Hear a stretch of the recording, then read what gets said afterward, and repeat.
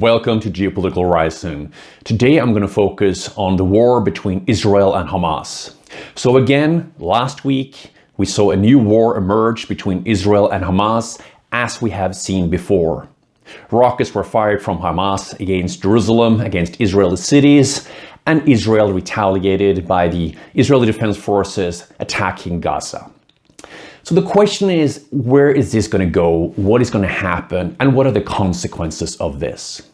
Well, first of all, it's important to reflect on a question. Why would Hamas attack Israeli cities with rockets and missiles? Why is this happening again and again? It's important to understand that unless Israel and the Palestinians are able to negotiate a final settlement in which Israel maintains its state and Palestine gains its state side by side with Jerusalem as the capital for both independent countries, this will just continue. Therefore, yes, Israel repeatedly says that it has the right to defend itself. And yes, Israel does have a right to defend itself.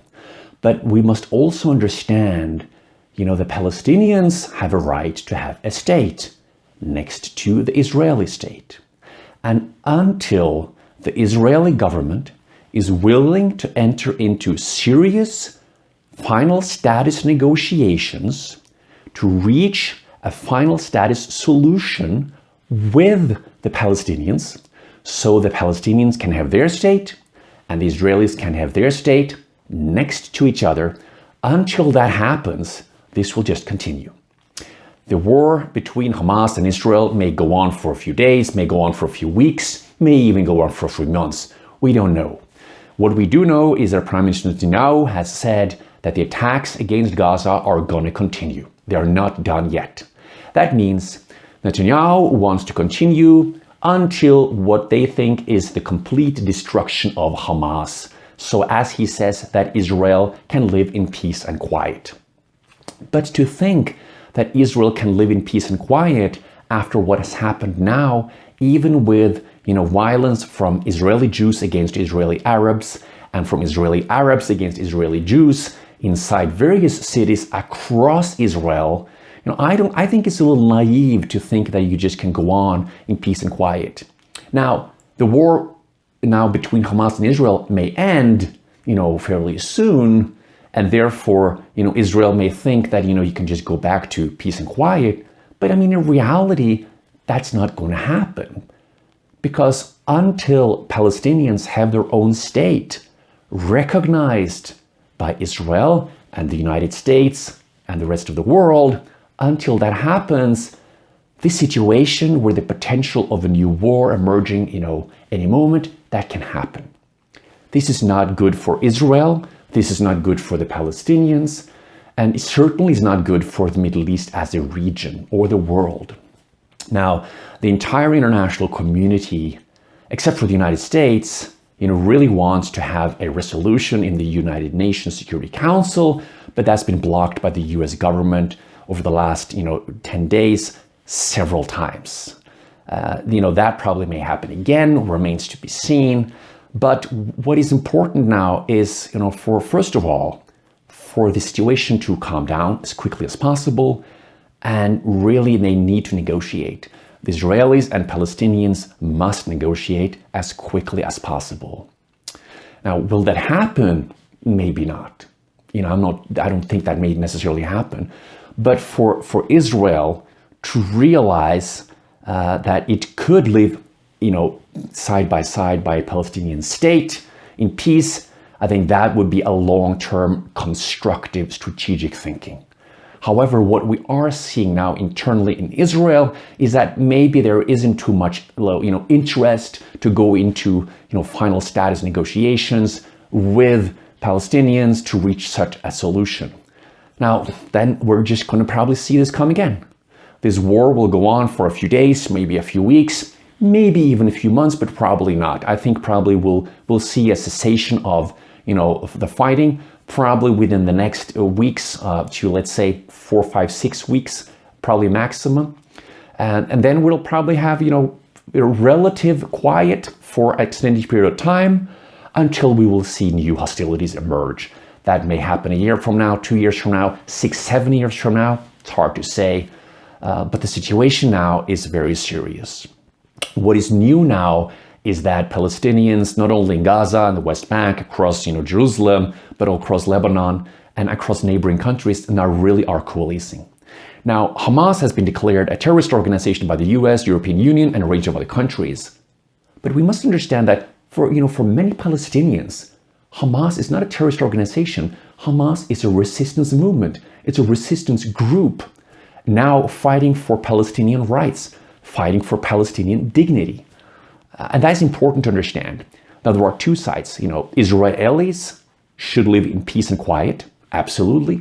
Palestinians should live in peace and quiet, absolutely. Israeli citizens and Palestinians have equal rights, should have equal rights.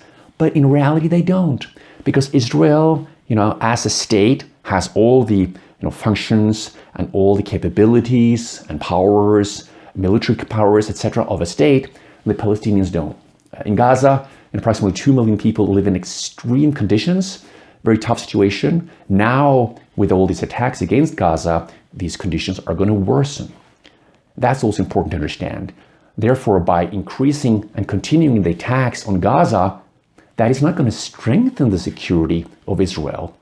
Because when you continue the attacks towards Gaza, that is going to challenge the security situation, because this is just going to reemerge.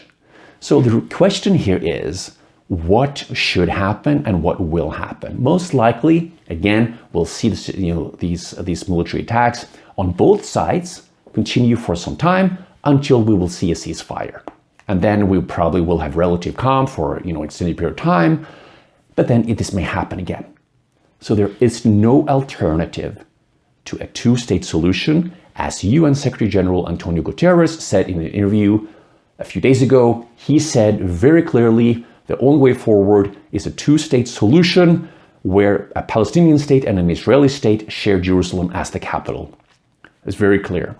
So the real focus now forward should be cessation of hostilities, resume negotiations between the Palestinians and the Israelis as quickly as possible, and then work constructively, thoughtfully, and in a strategic manner towards a really sustainable two-state solution. Because otherwise, Israel will then live in permanent conflict with its neighbors.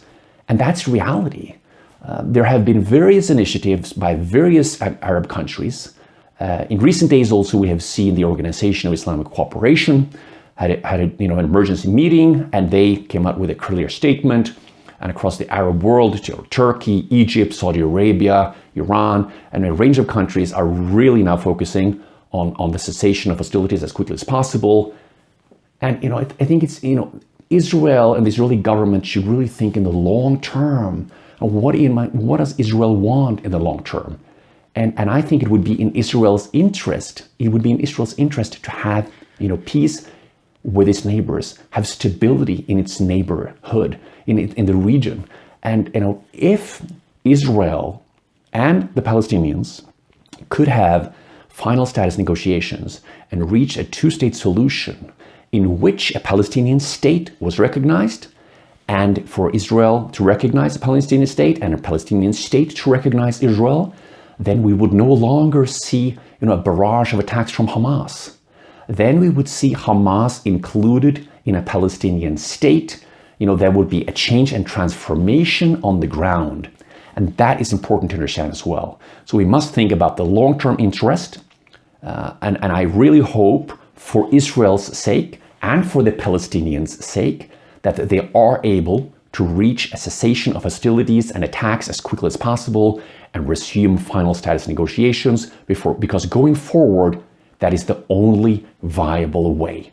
The alternative is permanent conflict and resumption of hostilities from time to time, and no one knows when, and that is really not a viable, good way to live in the future. So for the future of Israel, for the future of Palestine, there must be final status negotiations, reaching a two-state solution, and that is what should be in focus going forward.